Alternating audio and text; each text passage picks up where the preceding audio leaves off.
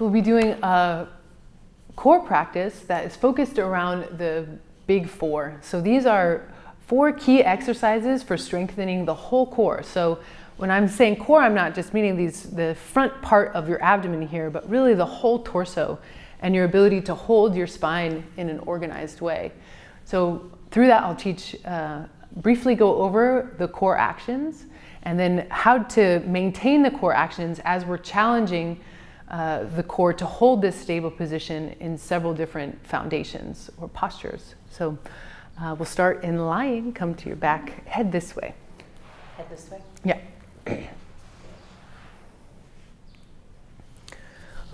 Okay, so extend your legs out long. We'll start with a breathing practice because we always start with a breathing practice. Bring your palms to face up, and you can subtly take the core actions of lifting the front hip bones and moving this low ribs towards the back body, broadening the shoulders and ramping the head, which you will hear me say lots of times during this practice because these are the main things that we need to repeatedly reinforce because of whatever our previous habit may be and how we might be holding the core in a particular position. A really common one is this big lordotic curve. So this lifting of the front hip bones and the movement of the sternum towards the back body to bring the rib cage right onto the top of the hip bones is super important. So by doing that subtly here in corpse pose, it can take some tension out of the back. Just notice how you feel here in lying, any current acute pain that you're in.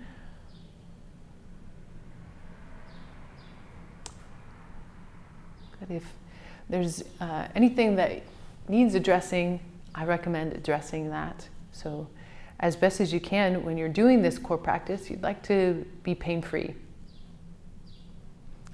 And then I'll offer some containments of the senses, starting with the mouth and the activation of the mouth, tongue flat and broad on the roof of the mouth, teeth slightly parted as if to accept a straw and lips touching, and then a subtle, consistent vacuum in the mouth. This opens up the central channel of the body and allows the diaphragm to move, really feeling the diaphragm move down as you inhale and a passive quality to the exhale. As much effortlessness to the exhale as possible. So before we move into our posture practice, we really want to feel a shift happen where the mind slows and presence and attention come into the room that you're in. So bringing your attention to your eyes and sense of sight, fix your eyes on a single point of focus, or possibly let them close for just this initial part to see the breath and how the breath is moving through your body. Any sensations in the belly, feelings in the chest, thoughts and quality of thoughts in the head. And on the exhale, soften or allow all of that. And then, again, as important as the ability to activate and inhale is the ability to be passive and to let go. So scan through the body and notice any unconscious tension that you're holding that could simply be let go of. At the feet, the legs, the hips or the glutes, the belly, the low back. What can you release on your next exhale? Upper back and shoulders, chest, head, face, expressionless. Next few breaths, hear your inhale and hear your exhale. Notice, is there jerks, glitches, hiccups in the breath? And can you, breath by breath, begin to just allow the most smooth, deep, even breath possible? So it's not a forced action, it's an opening up to the breath, to receive the inhale in and down, and allow the exhale.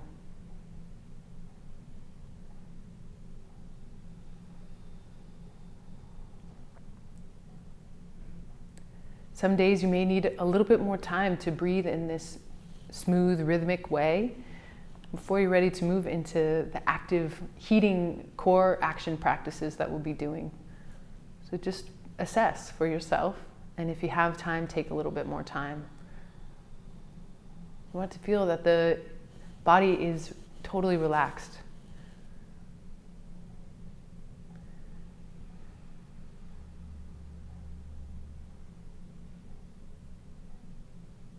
And if it's difficult to release the tension and let go, just take note of that.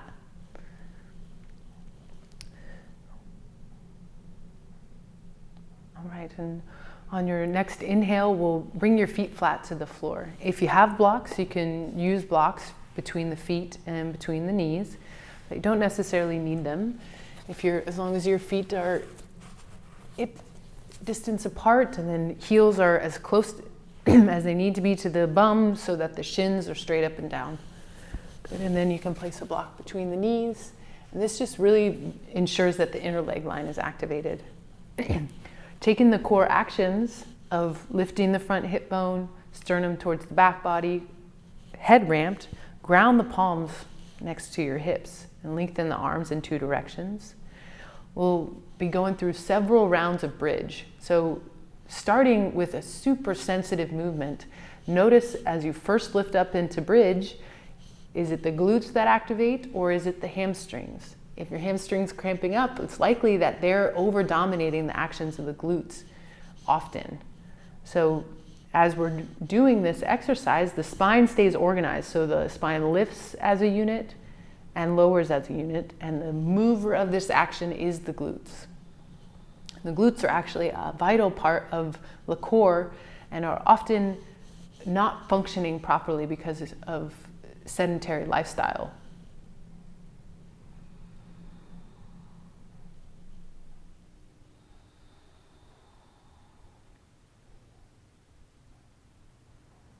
Good.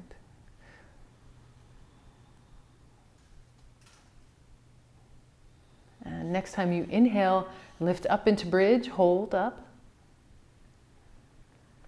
And we'll just do one time to your capacity. So as you first start doing this, you may notice that there's shifting side to side in the hip, really activating foot and quality of activation through all 4 corners of the foot, and remembering foot bandha or containment will help keep the stability and activation in the pelvis.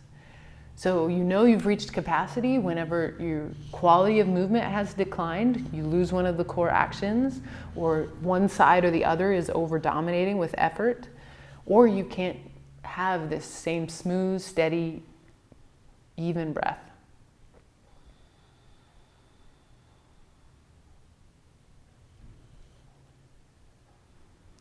So as you hold for a bit longer, notice you can be in bridge without your glutes, but I'm not sure why would you? So keeping both glutes activated and lifting, and noticing what can you learn about the way that your glutes are activating through this longer hold.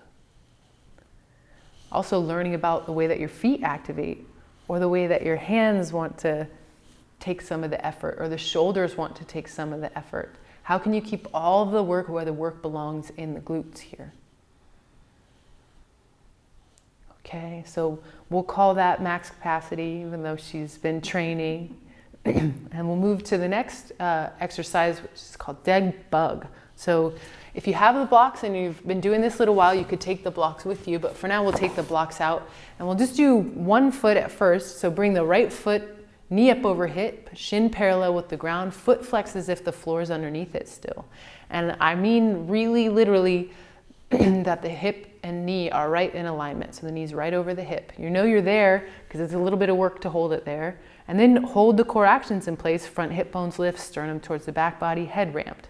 Any of those coming out of place is a release valve because of the tension of the back body and getting the front body out of the work that we're trying to do there.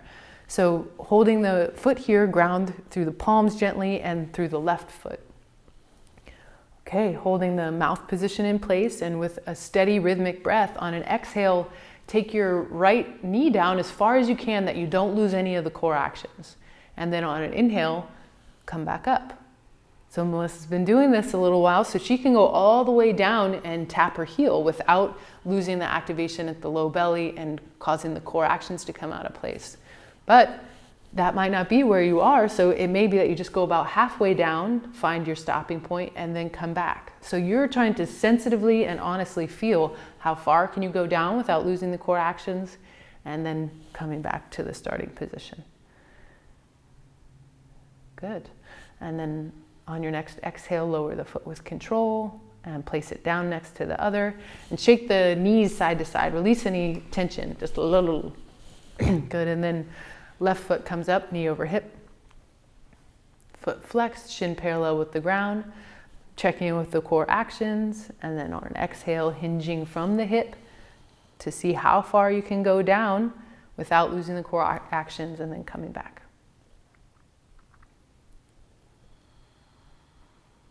Good, so we're sort of experimenting here. As you go through this initial practice, you can take these exercises and really quickly go through some repetitions of them and get some great core work. Okay, next time you lower your foot, keep it down, and then with both feet on the floor, ground through all four corners of both feet, tone the low belly, and just start to take the action as if you were going to lift the legs. And be sure that that action comes from the low belly. So if you were lifting with only low belly, could you float your feet up and bring your knees up over your hips? That's how you know you're ready to bring both knees up over the hips and do this with both legs at the same time. But we'll move on from here and go into alternate leg dead bug. So both hands up over the shoulders, like a zombie position, and both knees up over the hips, feet flexed. Good, as if the floor is underneath it. Good. And then one leg at a time. So right leg can hinge down and left arm comes back. Good. And then they meet at the center. And then right arm, left leg. The name of the game here is the stability of the core. How far can you go down, honoring those core actions?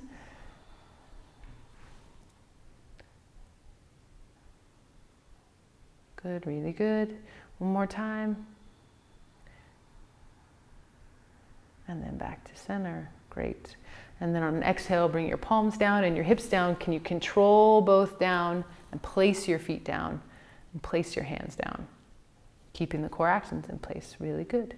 Good. Heel toe your feet out wide and windshield wiper the hips side to side. So your right leg will go down and your left knee will move towards the arch, and then you go back and forth. And remember, this is always in rhythm with your breath.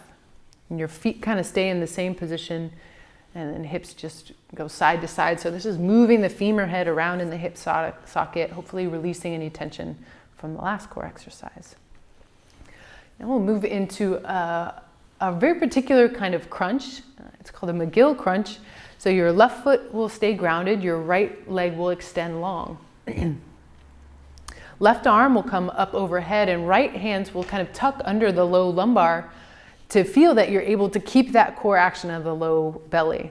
We'll start with just the leg. So on an inhale, flexing and activating the foot as if the floor is underneath it. Feel that the action comes from the front of the hip and no change in the core as you inhale, lift the heel just about 3 or 4 inches, and on an exhale, lower it down. Good, so how much control and stability can you have in this movement, feeling that it comes from the front of the hip activation and the stability of the low belly. Good, and then next time you lift, lay the leg down and we'll focus on just the upper body. So the hand stays by the bicep by the ear, and you're lifting the head and shoulders as a single unit, like you were lightening the load off of a scale as you inhale, and then on the exhale, setting that down. So your head stays in the ramping position as you lift, and as you're doing this, you're like, why is this so hard for the throat and the neck? But it's because the neck muscles correspond to the deep core, and this is a great exercise because this is going to be strengthening your spine while your spine is in alignment, rather than sort of kind of crunching forward with the head in this more traditional crunch that kind of exacerbates a forward head problem that many folks already have. And now we'll lift the leg and the hand at the same time in the head. Good, and hold, and then on the exhale, lower. Good, so just lifting 6 inches or so with the leg, and then the head and shoulders, lightening the load, coming up and lowering down. Good, last time, we'll inhale up and hold, and we'll take a bracing breath. So now belly fills with whatever air space is available. Hold for 2 or 3 breaths here. Feel the heat that builds from this containment. Good, and then on your next exhale, release down with the breath. So coming out, not falling out. Good, and slide your right foot in and heel toe your feet out wide, windshield wiper the hips side to side again. And we'll switch sides with the upper body. So left arm comes down and tucks, and right arm comes up. Good, slow and steady with those. Good, and then come back up, center the feet, extend the opposite leg long. So now the left leg's up. Oh, nope, switch, right? All right, no, that's right. Okay. All right, we'll start with just the leg. So lifting and lowering the left leg. Good, so you want to feel that with that hand that's tucked under that there's continual pressure from the low belly, but not a flattening of the lumbar curve. Good, and then after a few of those, to really be sure that the front hip is what's activating and lifting, and that the glute is on with the foot activated, and then lift the head and shoulders a few times. Good.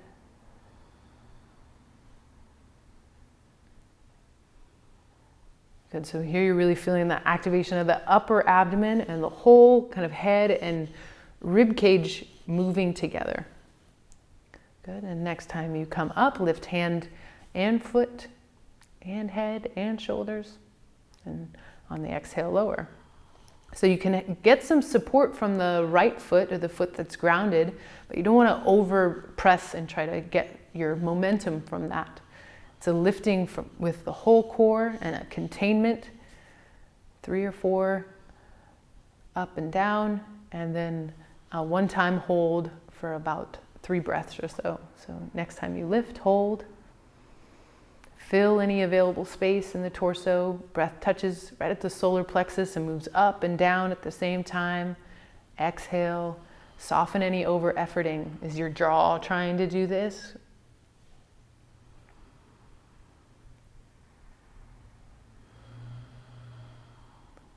Good. And as you continue to do this, the number of breaths that you can hold will increase. For now, on the next exhale, release. Good, and bring both hands down by your side and bring your feet flat to the floor. So when you come into windshield wiper, heel toe your feet out wide as they could be, that your knees can still touch in the center. Good, and then keep your feet there, windshield wiper one direction. On an exhale, inhale, knees come up to center. Next exhale, knees go down to the other side. Good, and keep this movement in rhythm with your breath and the feet steady and grounded on the floor. Good, so you'll feel a big stretch up the front of the hip where we've been working pretty hard. If you activate the glute of the top leg, you can kind of send that hip into a bit more of extension and get a big stretch there. Good, a couple more either side. And then we'll move into the last one of the big 4. So we have bridge, we have dead bug, we have the McGill crunch, and then we'll do bird dog.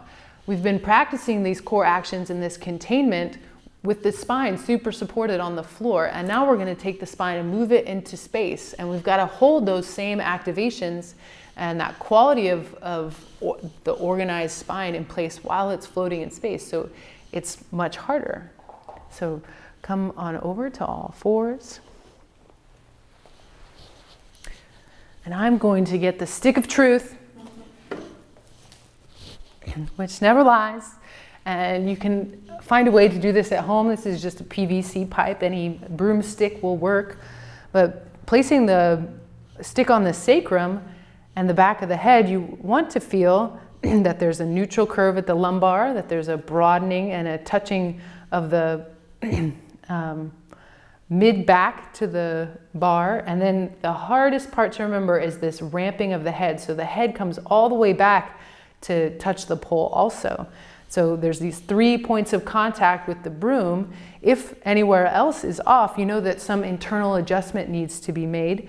So the actions are lifting the front hip bones, low ribs towards the back body, shoulders are broad, and head is ramped. I could do a whole class on hand and hand activation and foot activation here in all fours. That's for another time. For now, just actively ground down the tops of the feet and the shins. Broaden your hands to an effortless effort and really ground all 4 corners of the hands. Okay, so without changing anything about the organization of the spine, we'll do an around the world just to sort of test this out. So on an inhale, lift the right arm up and keep everything else, 3 points of contact in place. Good, no change in the spine. And then on exhale, down, and then the left arm up. No shifting side to side, super stable through the core. Really good, Melissa. And then down. This is all in unison with your breath. And then hinge the hip and bring the foot to point towards, the sole of the foot to point towards the ceiling. And all of that action happens from the glute. Good, only coming up as high as you can, that in a way that honors the spine. And then back down, and then other foot. Good. So hip bones stay pointed towards the floor. Action happens from the glute, just like in bridge. So we're seeing here, bird dog is actually a really hard exercise. So we'll move into the full pose, but I really recommend working on the ground for quite some time to be sure that you can hold these core actions in place and have the glute strength before moving into a bird dog, because otherwise it's in a compensation pattern that's really not serving your overall goal. So on an inhale, right arm and left leg lift. Good, so now we're forced to stabilize side to side. Good, and then exhale, come down and switch sides. Good, so main thing here is this lift staying through the center of the body, not letting the low ribs drop towards the floor. It's a lot of work for the upper abdomen and keeping the front hip bones lifted to feel a neutral lumbar curve. We'll just do one more each side. Good. So the foot stays flexed as if the floor is underneath it as it comes up. And knee, hip, and ankle stay in alignment so the hip doesn't open. Good. All right, and then come into child's pose. Hips towards the heels, forehead relaxes down, whatever version of child's pose is good for you, no pain. Good, and take a few big deep breaths, especially up the back body. So inhale, fill, low to high, feel breath touch in the upper back and shoulders at the peak of the inhale, and exhale, soften. Let your body be heavy. Okay, so these are the best 4 core exercises that you could be doing. Each one could go into much more detail, but adding these to your sort of daily practice will be super helpful. Thank you so much.